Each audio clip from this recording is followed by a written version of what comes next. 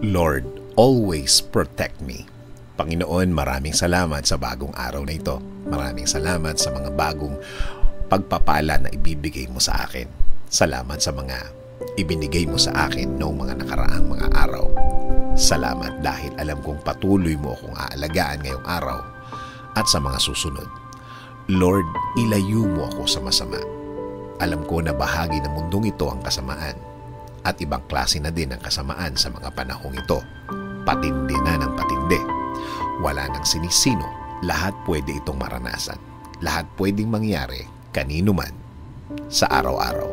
Pero alam ko, Lord, na kapag ikaw ang kasama namin sa mundong ito, walang panama ang mga kasamaan kahit anong uri pa ng kasamaan yan. Alam namin, kayang-kaya mong ipatigil at agad-agad natitigil at agad-agad na mawawala. Huwag niyo pong hayaan ang mga taong nagbabalak ng masama sa akin na matuloy ang kanilang binabalak, na matuloy ang kanilang gustong gawin sa akin at wasakin ang mga magagandang nangyayari sa akin ngayon. Marami po sila, Lord.